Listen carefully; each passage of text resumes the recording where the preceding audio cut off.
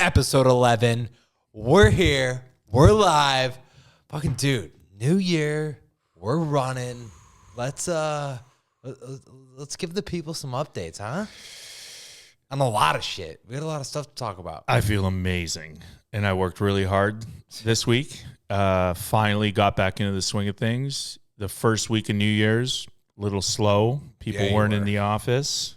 So I took advantage of some much needed rest because last year we got a lot of shit done. And this week was just pedal to the metal, man. 1 foot in the grave, 1 foot in on the pedal, just like Tom Petty says. So what do you want to talk about? I want to get into, before we jump into Oregon, I want to cover what the psychedelic delivery future looks like. Hey. From rec to statewide programs and federal stuff. But before we do that, let's talk about some of the things that happened. MindMed scraps their LSD microdosing program. Yeah, of course. Of course. Why do you think that was? Because it doesn't work. And LSD is like, it's lab made and it's really hard on people. Dude, it's so hard. LSD is such a different delivery mechanism in the body. And I don't think there's enough known as far as like potency and shelf life.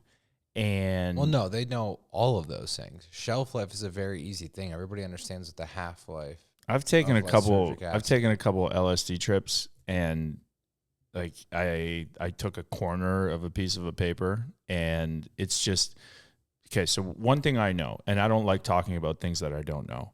I know mushrooms, okay, and I know that if I take mushrooms on an empty stomach, I'm gonna feel it more. I don't know these things about LSD. I just don't. So you haven't done it enough. Yeah, and I just don't really feel like the need to. Yeah, you're a mushroom guy. I get it, dude. Yeah. It's just like, much more predictive. When I was younger, like that was something that me and my brother Jake did a good deal of, and I feel like I have a dosing down, but it's not a microdosing thing. Like when we were teenagers, like in going in on that, it was deep. It wasn't like a microdose. I know that it works on the 5-HT21A receptor and 2B and 2B. Yep. Not 2A. Nope. Okay. I don't know enough again about these receptors and if that will help with pain. What I do know is that LSD gets taken by a lot of Olympic athletes, and it did. There was a Canadian snowboarder that got popped for it who won the gold medal. Yeah. I do know that there's some extreme athletes that use it. And I do know in my two experiences climbing a 12,000 foot mountain on 300 micrograms of it. That's a big dose. I did not feel anything. My older brother had Converse on, low top Converse, and we were climbing boulders. And my feet, everybody's feet were soaked. We had all the wrong footwear, everything. Nobody got a blister. Like, there's certain things that happen from a pain perspective where we should have not been able to walk the next day because our feet should have been covered in blisters. Our legs should have been killing. We shouldn't have had such a good time at My Morning Jacket in Red Rocks. So there is something going on there. I'm just not willing to explore it because I don't have the time, and I have a technology that I know that works, and that's kind of where I leave it. But why do you think MindMed abandoned?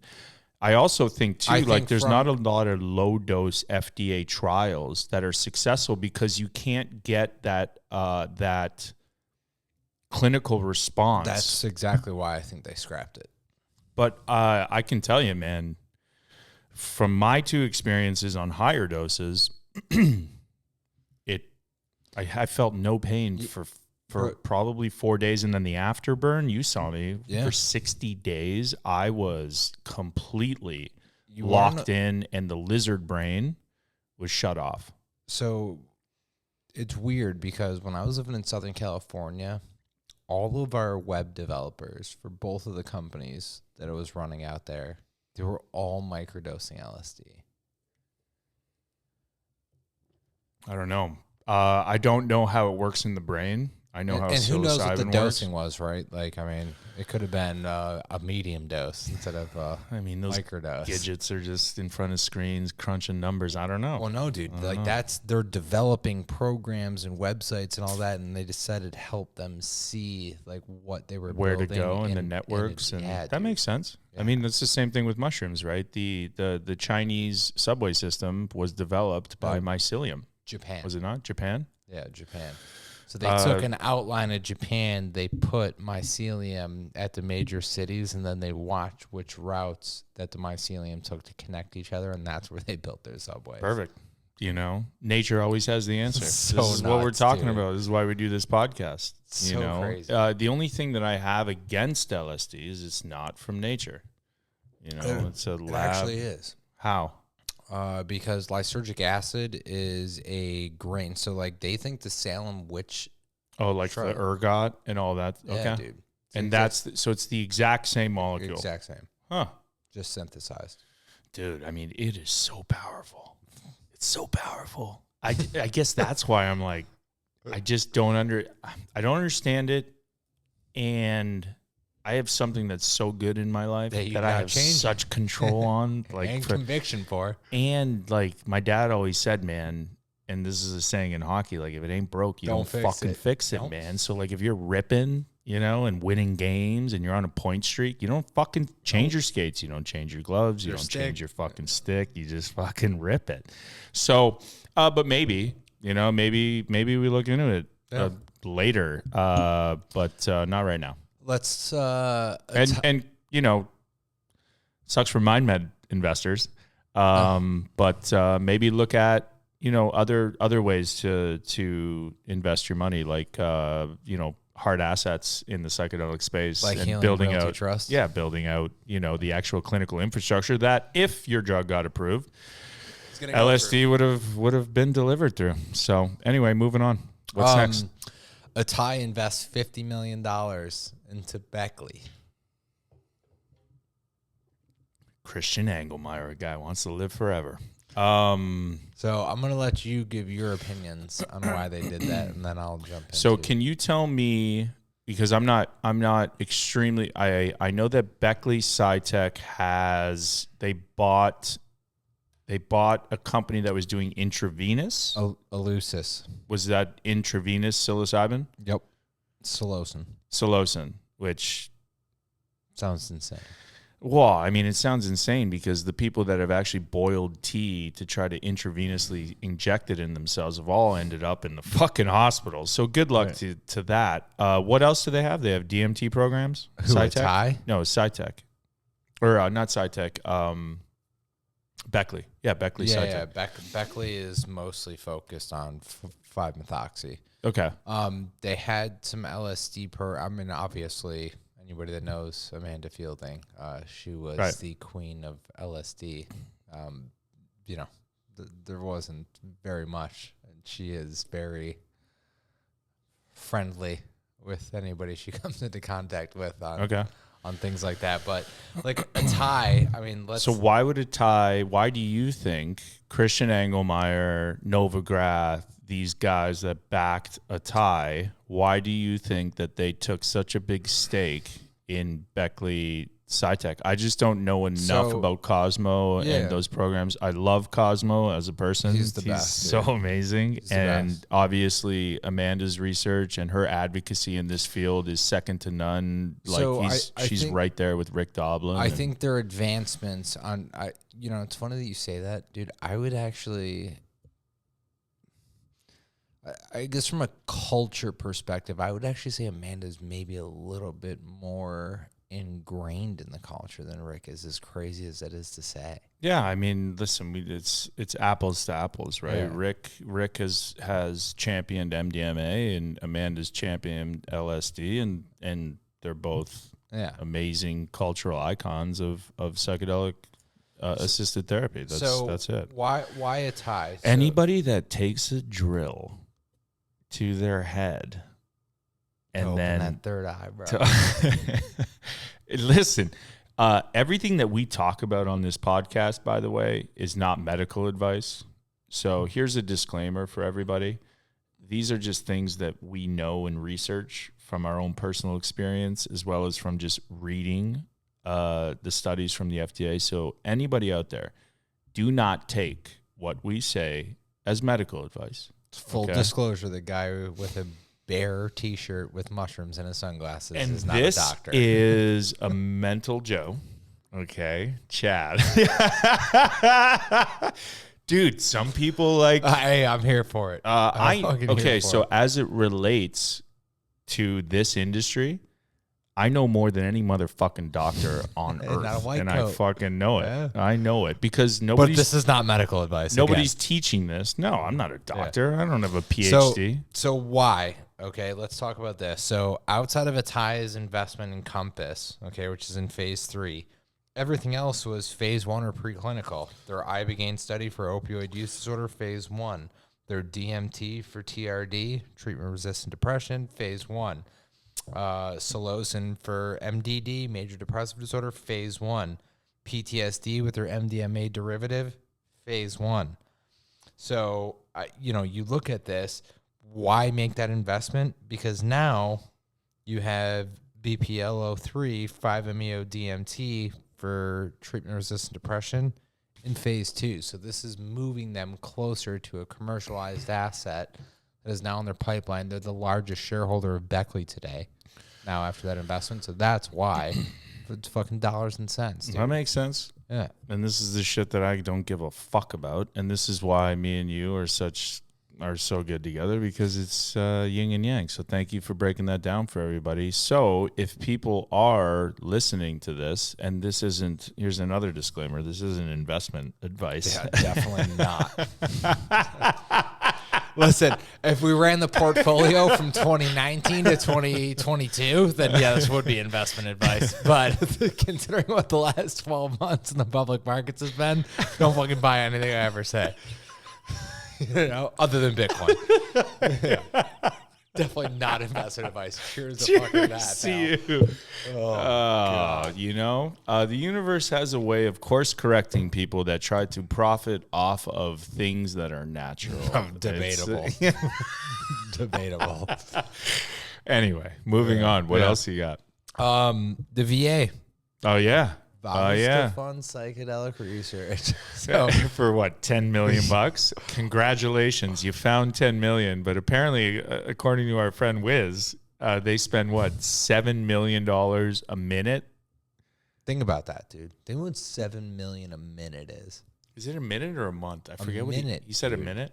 A minute. So psychedelic research for veterans that have served in this country got a minute and a half of funding from the VA. But it's good. Like, listen, me and you both can't shit on the VA because Wiz does a really good job of that. Oh, yeah. And let's just be positive about 2023, the Department of Defense spent $842 billion. Dun, dun, dun. On what? Defense. Overall spending, dude. But then the IRS comes back. Was it the IRS? It was like, hey, we can't find this amount of money. The Department of Defense has never passed an audit. And if you want to go down the conspiracy wormhole. No. I don't want to start that. Where I love to live. No, we're not going to. Maybe later. We'll do. Yeah. It gets deep. We're not doing that. But so on the positive note, and we're looking at positivity in this year. We'll also continue to hold people accountable that need to be held accountable. Anyway, we're looking at positivity. That's great. This is a watershed moment. They have identified the reason it's a watershed moment, regardless of a minute and a half of funding. They've identified something that they think can work, that can make a healthier population in the United States for people that have served this country from lower income. I mean, most veterans are all from lower income, from families, or most of them. And I think it's amazing. I think that the upside of them identifying that 71% of MDMA for PTSD works, but only positive. If we look at hindsight, you look at when the CBD patent Oh, in 2000, dude, it was 2022. They filed it in 1999. Yeah. I mean, but like, you know, you look at, listen, you're putting me in a place where we're gonna go down a rabbit hole. No, where we're I gonna don't start want talking about aliens, and we're gonna start talking about aircrafts and all of this other stuff. all about the aliens. Yeah, this is a family show. Yeah, So let's go. just keep. All right. So, let's talk into how people are taking psychedelics. Yeah, family show. All right.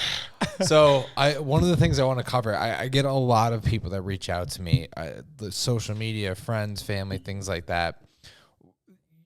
The question that keeps coming up, and I mean, we're talking people from all walks of life, all different ages, different industries, different beliefs.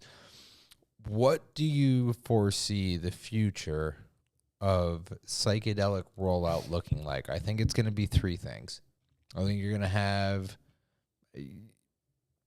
home growers isn't the right word, but some people are going to home grow. But I think there's like the recreational route, even if they're using it for medical purpose. To simplify it, I'm going to say recreational route. Where Say decrim. Yeah, the decrim route. There you go. But I mean, even in places where it's not decriminalized, those markets still exist. So let's just say recreational route. So like people breaking the law. Yeah, sure. Then I think you're going to see the medical route. FDA. Yep. And then I think you're going to see the statewide programs like Oregon, things like that. Yeah. Start us off. Let's go on the statewide program side. Why don't you talk about Oregon a little bit? Sure. So Measure 109 is a program, statewide legalized program, similar to cannabis, where psilocybin, because it's Schedule 1, federally illegal, states cannabis is still federally illegal. While I explain this, how many states have opened up medical and recreational programs for cannabis? It's like 32 or something like that. It's way higher than Is that. it? I think it's 40. So look that up. So a Schedule 1 drug, federally deemed illegal, which means it has a high abuse liability and no medical value, is So 38 states. okay. So 38 states have cannabis in some form of recreational, some form of medical rec use. or medical, but usually it's medical first, then rec. Yeah. Right. That's the Trojan horse theory, right? Regardless, so cannabis that grows freely out of the ground, mushrooms that go freely out of the ground are criminalized, and people are criminalized for taking these things. Okay. So when you have things that are scheduled, especially Schedule 1 substances, you need to go to the city council men and women, and you need to petition them on why you think these substances should be in a statewide regulated, regulated program or format. And that's Measure 109 for psilocybin. And the reason that states will approve it is because taxpayer money and they're going to make revenue, regardless of what they think about the body of work. But the advantage that we have with psilocybin and Measure 109 is that we can show FDA data. We can show that this is safe, that this is effective, and we can point towards FDA studies. Cannabis never had that. Cannabis, they did not have that. They have Marinol, which is synthetic, which does not work. And they have CBD, which is an extract of the cannabis plant, and it's Epidiolex, and it's used to treat childhood seizures. So if you want to talk about hypocrisy, let's talk about CBD and Epidiolex. It's a cannabinoid found in the cannabis plant, which is scheduled. It is used for childhood seizures, and it's by JW Pharmaceuticals. And yet the cannabis plant is still scheduled in a Schedule 1, deeming that it has no medicinal value. Okay? So Marinol was a synthetic THC derivative, never worked, made people sick. Again, if we want to have this argument about natural medicine, synthetic medicine, sometimes when you try to synthesize a natural compound that helps people, it doesn't work because it just doesn't want to work. We can get into a spiritual level about whatever. Yeah, so they're right? actually, so the Shafter Commission study in 1970 actually proved that cannabis was not harmful and actually helped in a myriad of conditions. But Doesn't matter. this infuriated President Nixon at the time, who decided to hide the truth of the report and continue his drug policy. It doesn't matter. It's a war on drugs. So Yeah, but so they knew that there were studies on cannabis. Okay, so then this is why these statewide programs exist, because people are not going to wait around for the FDA to deem Or the psilocybin. federal government, not even just the FDA. Because even if the FDA does studies, things like that, you hear, I mean, it doesn't fucking mean anything. The only way that things get descheduled in this country is if you prove through the FDA that through rigorous scientific work that this substance, the derivative from a mushroom that's Schedule 1, works for X, Compass Pathway, Phase 2, treatment-resistant depression. Phase 3 now, treatment-resistant depression. They get that through and they get that approved. It's one of over 100 compounds, alkaloids and tryptamines found in a full-spectrum mushroom. So my question to you, and I want to have this thought-provoking discussion. If that gets approved, okay, will they do the same thing that they did with CBD and Epidiolex? It's a cannabinoid found in the cannabis plant. It's a derivative of the cannabis plant. If they found that a compound in the cannabis plant is deemed medically valid and it is a blockbuster drug for childhood seizures, CBD for Epidiolex, why has the cannabis plant not been descheduled from a Schedule 1 to a Schedule 3?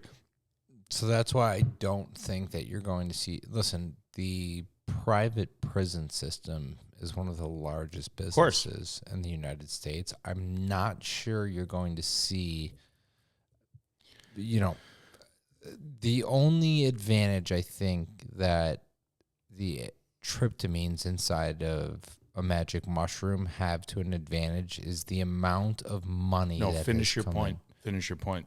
Yeah, I'm asking you a question and you're answering it, and then I'm going to tell you why Measure 109 exists. Yeah, I don't think that the science is going to be enough to change hearts and minds of people that are making laws. Same. So that's why there's decriminalized nature, and then that's why there's people that are smart enough to know that this will always be scheduled, even if we show that there's medical value. Everybody knows there's medical value in cannabis and psilocybin and all these other things. It's hypocrisy because of there's a lot of powers at work. So that's why Measure 109 exists. So you lobby your state officials to create a therapeutic adult use program. This is for Measure 109 is for people over 21 years old, where there are licensed service centers, which is something that we're opening up. There are licensed facilitators to sit with people, because if you guys have been listening to the podcast, you know that you need a controlled setting and guidance. There are licensed manufacturers who can grow the full spectrum mushrooms. We're talking about full spectrum mushrooms. We are not talking about synthetic medicine that have all of the alkaloids and tryptamines involved in it, just like a cannabis program. And then there are licensed testing facilities that can test these manufactured and grown mushrooms for pesticides, heavy metals, etc., just like the cannabis industry. That's what Measure 109 is. It is operating right now. It's been operating for a year. They've treated over 700 people. We do not call people patients. We call them clients.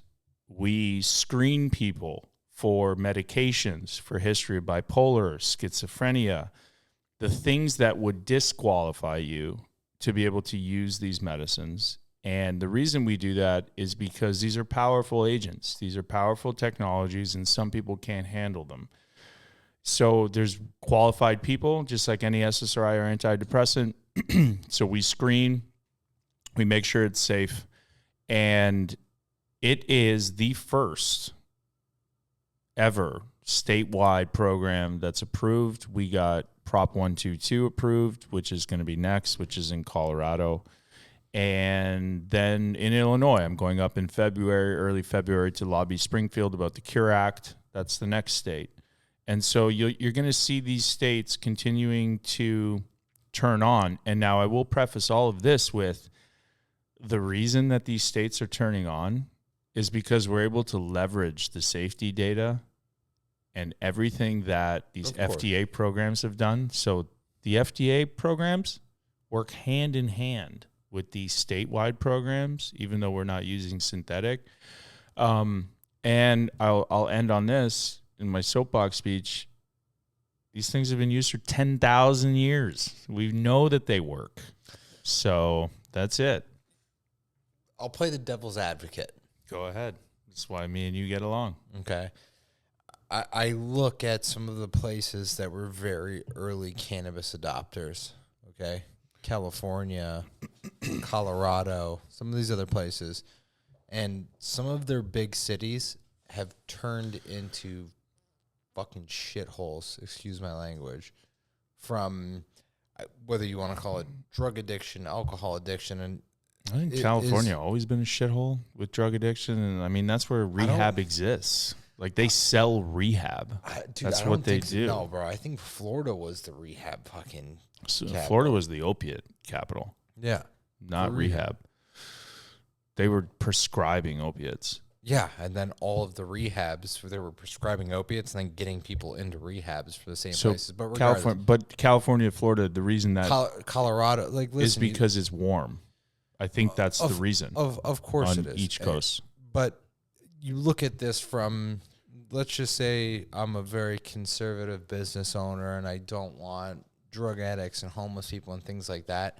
That's why I think these statewide programs that are medicalized and are in a facility and aren't just being done on the streets and things like that, it's the reason why I think that is so important for adoption and mainstream acceptance. People don't want people getting high in front of their fucking house, their kids, their businesses, things like that. That's why I think these businesses and these companies that are going to explore this are so important, because in a regulated system. In a regulated system. Yeah. Unfortunately or fortunately, some of these adult therapeutic use programs also follow decrim, like decriminalizing. Of course. Drug use. Listen, I'm against putting human beings in cages. Yeah. I mean, there are very few things that I think someone should be locked up and lose their freedoms for. Obviously, murder. Could you imagine going to jail for 20 years for dealing a gram of marijuana? Dude, think about and there's still people locked up. Think about this. Unbelievable. Think about this. Unbelievable. There are rapists and murderers that are out of jail, and there are people that have sold cannabis that are sitting in a fucking jail cell. Thank you, Mr. Nixon. It's fucking gnarly, dude. So there's a lot of injustices in this world, but I hear you on what you're saying. I think it's a very delicate dance between doing things the right way, which is like making sure that we set up these adult therapeutic use programs in controlled settings. Yeah, I also, people that are responsible and reasonable human beings, I don't want them to have to pay. So let's roll into this. Who owns your consciousness? Who owns your ability to go in Florida? I can take you on a horse path, and there will be psilocybin mushrooms fucking everywhere, growing out of horse shit. Where I grew up, fucking with all the cow farms in Western New York. So who owns that? And why does the government, and why did Nixon's war on drugs, how did they have the ability to tell us where ditchweed grows out of ditches everywhere across the nation? How did they come in and criminalize these things that grow freely out of nature, which we should probably have access to? What do I think? Yeah, I want to know what you think, because we have never talked about this. And again, this is why I love doing this podcast, because you get to know, So I think it was a variety of factors. I think the largest thing is, as the American empire was expanding and we were going to wars that maybe we shouldn't have been a part of, one of the very interesting things about marijuana, mushrooms, LSD is like that sense of community and love and things like that are very amplified. Like, we talk about this all the time. That's what these things... They're amplifiers. And why is that? Because you feel more connected to yourself. You feel more connected to nature. Family, friends, whatever the case may be. The things that are the most important things on this fucking earth. Yeah. So I think, in my opinion, that those outside substances, whatever they may be, I think we're affecting the ability of our military and our government to continue the war machine from continuing to move. And I think that was a giant threat. Isn't that amazing what happened back then? And they didn't have any fucking phones, man. They had to mobilize with like radios. That was amazing, but that's why it was so easy to control opinions and outcomes. Then that's why there's outrage, right? You know? Well, now, I mean, dude, fucking not now. No. Back then, I'm talking. Let's just stay back then. Like I'm like the amazing. Could you imagine not having these things and not having this?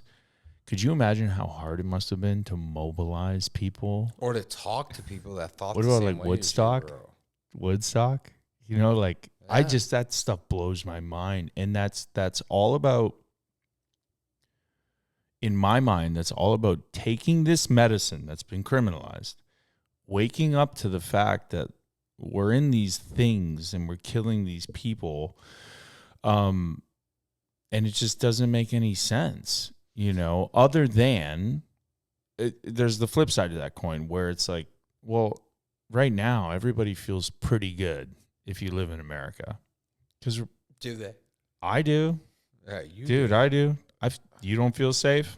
Come on. Oh no, I feel very safe. At the end of the day, if anything happens, dude, we're gonna very safe. At the end of the day, if anything happens, and I laugh about this, but I shouldn't. You're gonna wipe any country off the face of the fucking earth with our military industrial complex. Like you just will.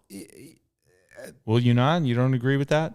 I don't, because it seems like it. I don't, and let me tell you the reason why. You look at Vietnam, dude. Okay,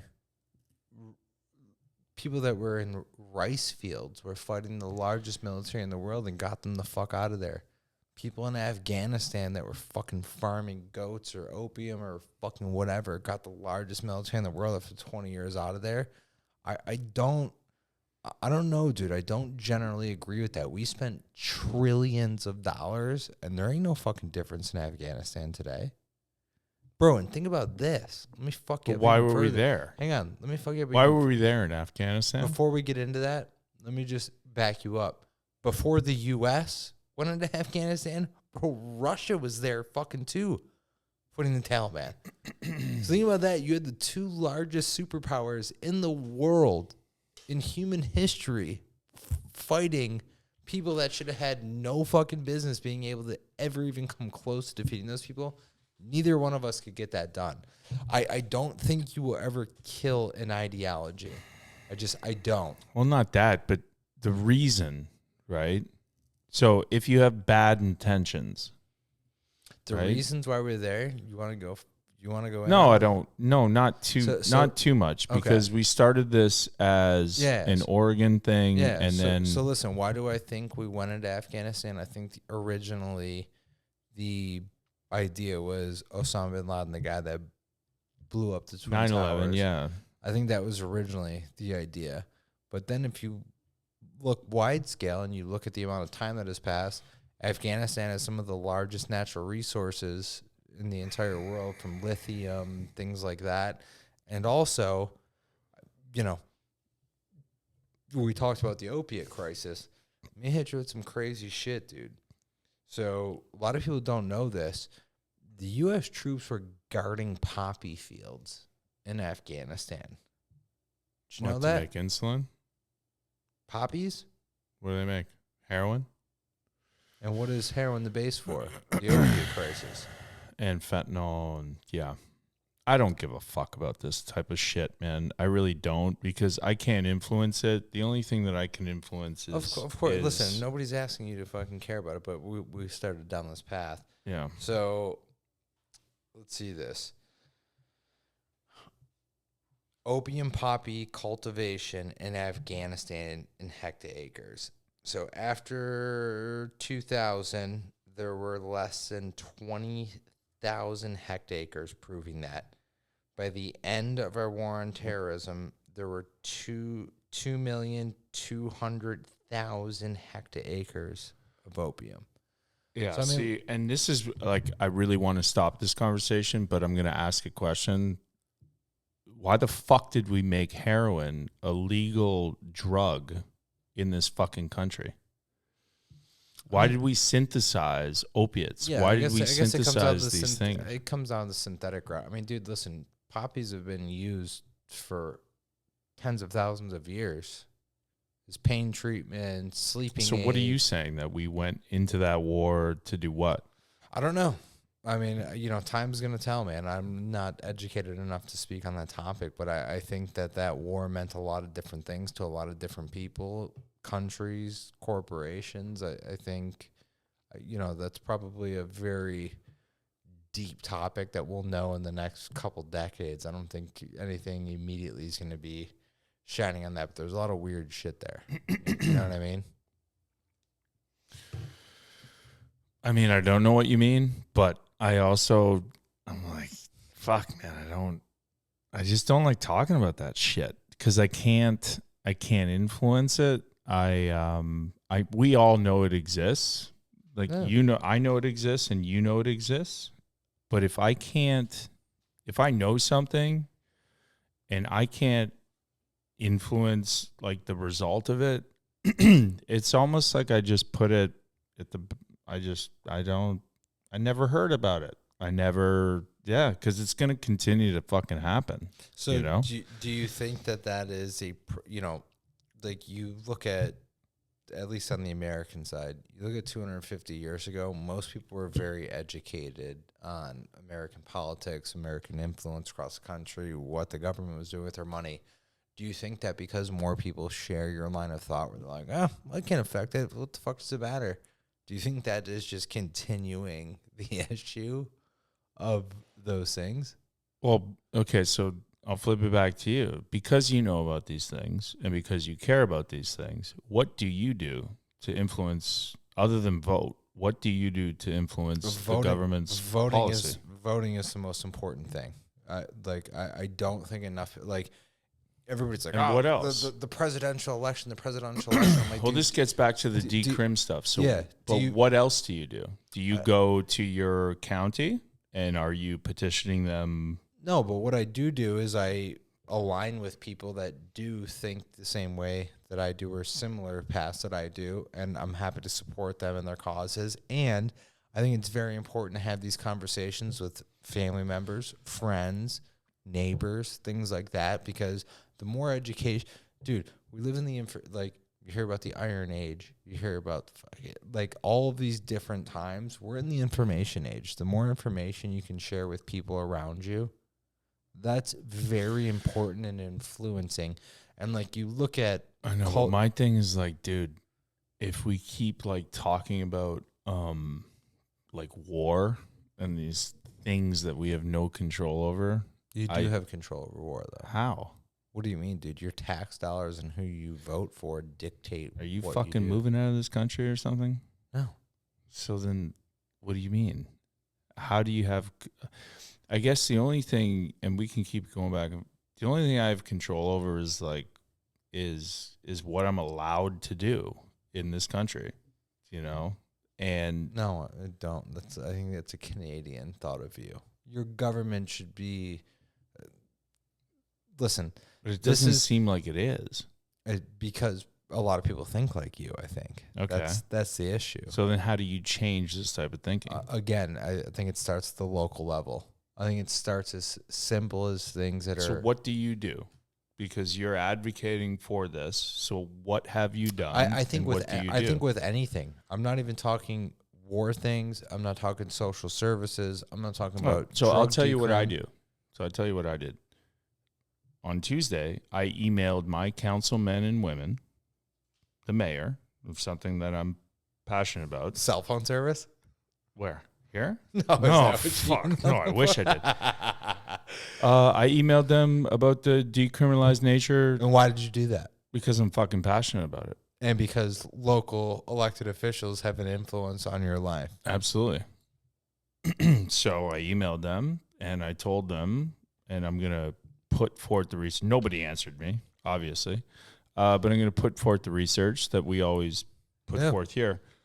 I'm glad you brought that up. But this is what I mean, because I'm confused, right? By like, What do you do to stop or help influence this industrial Just like what war complex? Just like what you're talking about. Listen, you're one guy. You sent that email. Yeah. Imagine if 100, 1,000.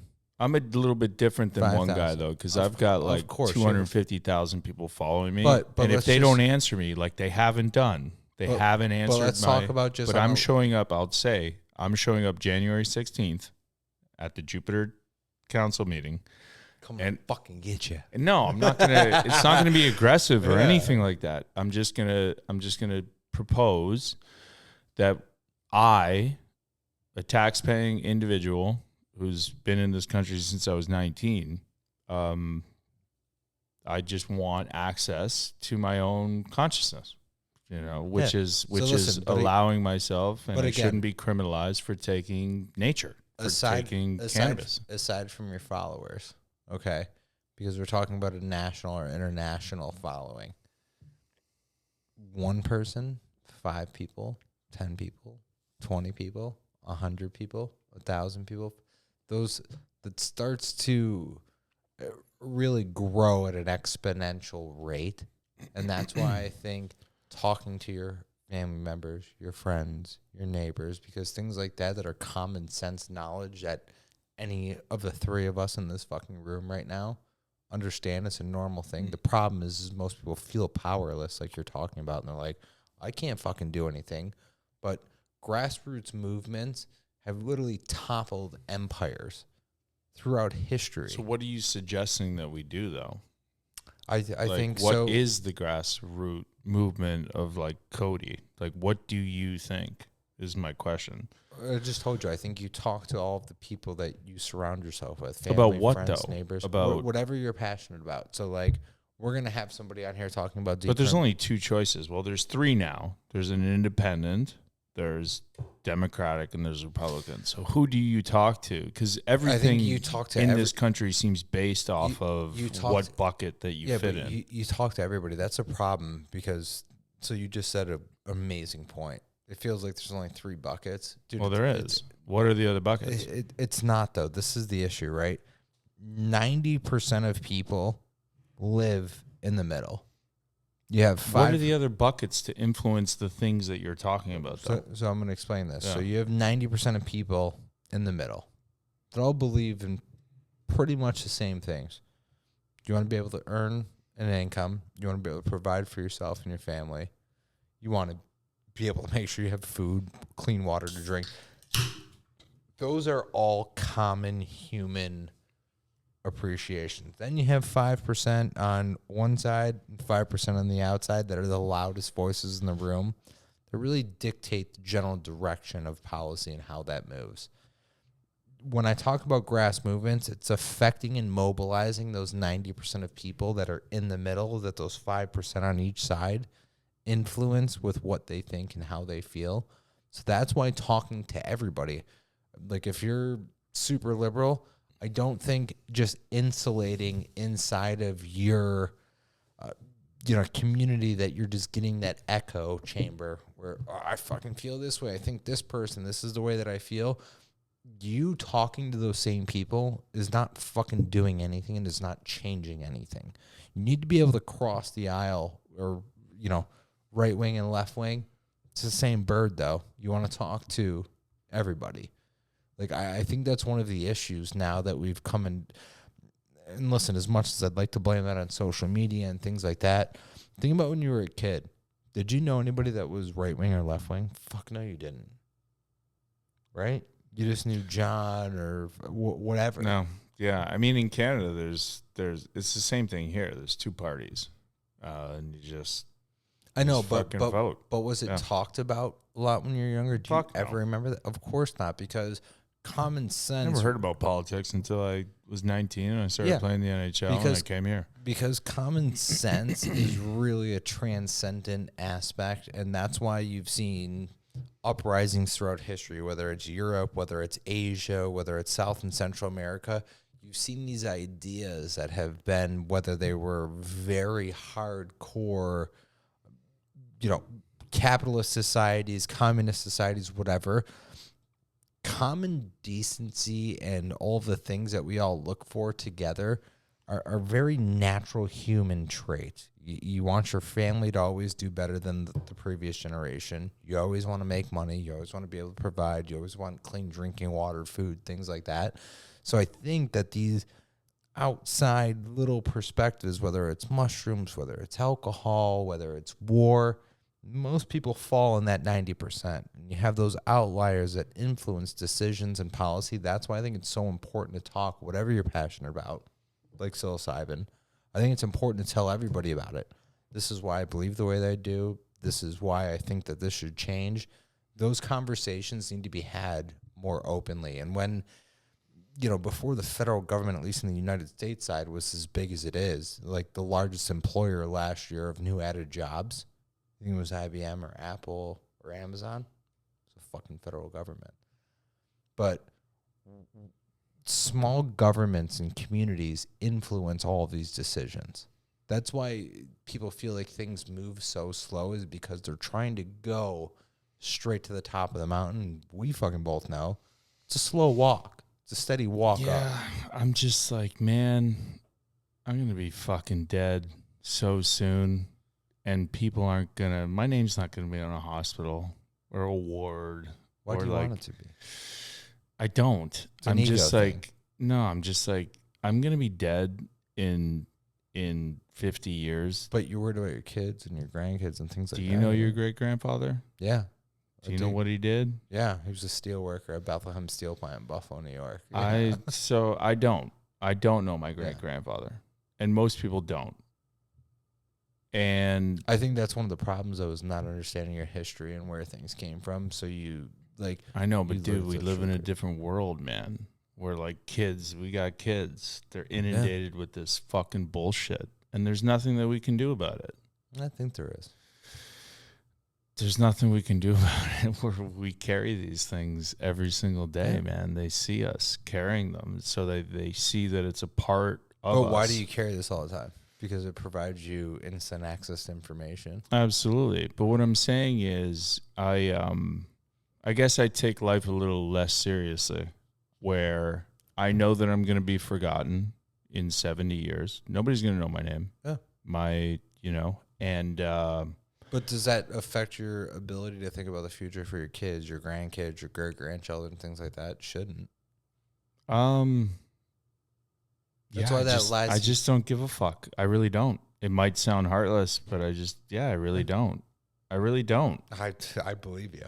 Yeah, man. I believe you. I don't. So then why are you so passionate about the things that you're passionate about? And why well, because in my lifetime right now, I would like to make life happier for people. So you are worried about the future? No, just right now. No, right now. I know, but what you're doing right now is going to impact the future, right? Great, but I don't need my name on it. I'm not saying that. Yeah. And my kids they'll watch YouTube and all this shit that's going to live on forever. So, one of the philosophers that I follow all the time is Alan Watts. He said, his last dying words to his son, Mark, was, I wish I could do this without a body. And he fucking does it. He does it. So but do I do this because I think that those same things? No, I really just like, man, I'm living like a much more peaceful life, and I'm like happy, and I want other people to experience that now. You're living a peaceful life now. You didn't, though. No, of course not. I didn't. And like, listen, buddy, trust me. Me and you can get into how I live this peaceful life. It's not fucking peaceful. I put myself in harm's way. I work out. The struggle's the most important thing. Of course, but what I'm saying is I'm not interested in wasting my life for whatever reason to try to like influence an industrial war complex that I'm just not. I just can't. Yeah. That's fine. I got too much shit going on. Yeah. If other people want to put their energy, I hear you. Your tax dollars are going towards that, bro. I mean, the way that I feel about tax dollars is like I'm paying because I get to live in this beautiful motherfucking state of Florida. And that's it. Somebody wants to come fucking bomb it. Nice. Fuck. I guess I'll figure it out. Like I got ammo, I got guns, I got this other shit. You don't pay Florida taxes. That's what's nice. You pay sales tax and shit, but there's no Florida income tax. You're paying the federal government fucking your taxes. Everybody is. Yeah. You know. Again, I'm like, I don't know. I appreciate your view and like how deep you go into it. I feel, though, out of respect to you as a friend, it's just wasted energy, you know? But I also understand and I appreciate your view of like empowering others to do that.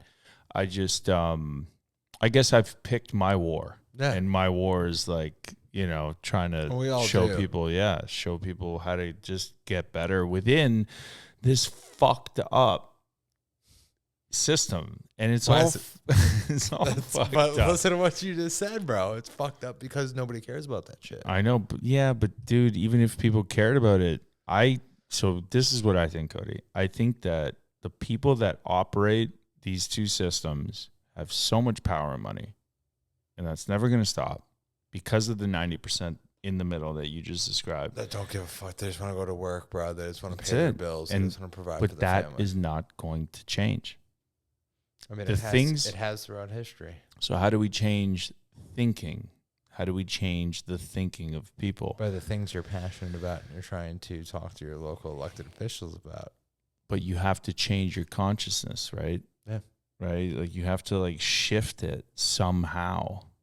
And like talking to people is not enough, right? You have to give them an experience where it's like where it opens up their mind. In some cases, I think that there's been a lot of amazing things that have happened without opening up your mind. Like I think, dude, those words are powerful things, man. Like I said, they've toppled empires. Yeah. I mean, bro, like you think those people that are fucking farming opium or goats in Afghanistan are fucking tripping on mushrooms? No. No, I mean, dude, that's all they have to do. Like, of course not. I don't think that. So I think it's just a different thing. I agree. But again, it's what you're passionate about. Yeah, like yeah. Everything. No. Yeah. I know. Listen, man, I'm not discrediting everything that we talked about, like the war, this industrial complex. It's I follow a lot of people. Like I follow like Patrick Bet David, and I see all these people going down, empowering people to talk to your elected officials and about this thing, about this problem that it seems to be continually highlighted, which is like there's two parties and everybody's divided. Robert Kennedy Jr. now is in the mix. He's talking about how his kids conquered addiction with ayahuasca and psychedelics. And yo, how amazing is that? We have it's amazing. Presidential candidate talking about psychedelics in a national stage. But I also look at like the way that they're going down. They're picking like a very specific avenue. Of course, you know, and of course you have to. We do pick your lane, bro. I just don't want to do that. I don't want to do that. Nor should you have to. Yeah. It's a beautiful thing about where we live and what we do. Yeah, I don't want to entertain that. If you guys, I will say that I filed my immigration and I want to be a dual citizen and I want to be a citizen of this country because I think I've contributed more than half my life. Yeah, more than half my life to this country as opposed to Canada. That being said, I don't want to put too much energy into your things, dude. You're passionate about the things you're passionate about. It's a beautiful thing about 365 million people living in this country. It's fucking beautiful. Everybody's passionate about different things. Yeah, no doubt. Man, I'm like, could you ever imagine waking up every day and be like consumed by who you vote for and then actually like following those types of I just feel like very free. This whole conversation has just got me a little shook because I'm like I'm trying to put my mind into like which is what I try to do in business and all these other things is like put your mind into somebody that thinks one way or another. And I'm always a guy that like likes to debate. I like to like hear your thoughts on fucking tell me how I'm wrong. Yeah. You know, like I'll that's why you and I entertain have it. such a good relationship. Yeah. Bro, is that fucking I'm honest? just, and you are very, you know, you have very, I'm just like, fuck, man, I can't even, I've got so much to deal with. I don't know. I can't even put my fucking mind there. Well, dude, I don't even know how, I guess the main crux of it is like, I don't know how people accept this information from corrupt individuals, which all elected officials are. They're bought and paid for. Robin Williams said, I wish that elected officials would be able to wear, like NASCAR, all their sponsors, of all the people. And if they did that, then people would be able to choose very clearly who they would want to vote for. I just can't. It's just a very weird thing. I don't know. It feels very just like very dark and I just don't want to fucking go there. I mean, but like, dude, like, I don't look at it as darkness or light or anything like that. Like, this is just the natural progression of human behavior. I look at it as dark because they're all corrupt.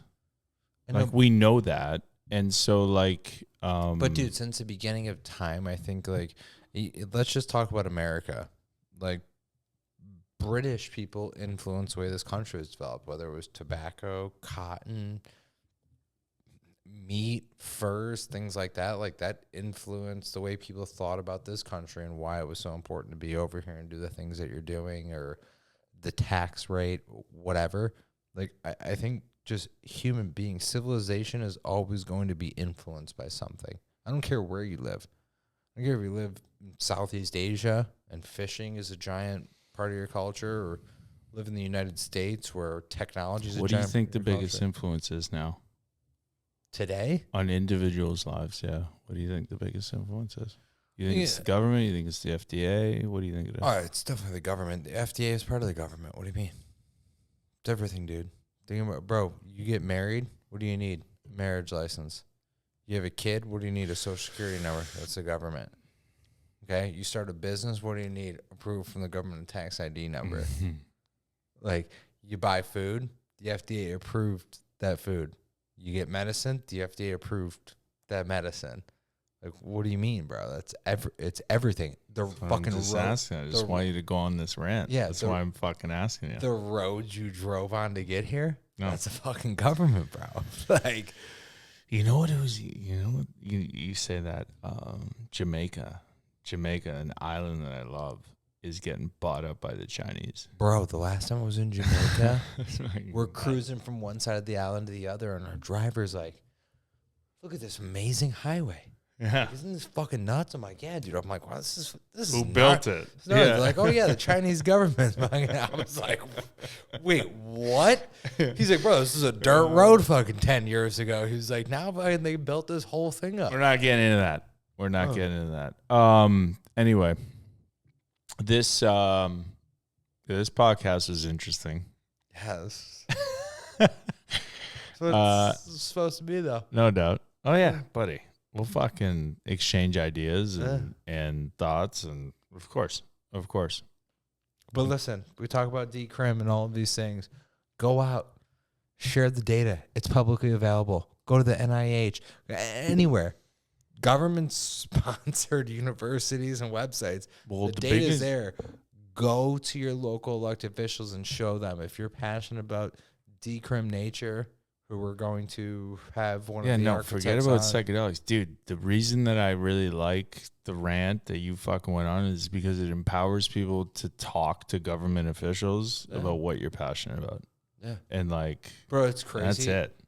I was and stop. I I was talking to like some of my neighbors, and they're like, how the fuck do you know who our local elected officials are? I'm like, dude, how the fuck do you not know who you are?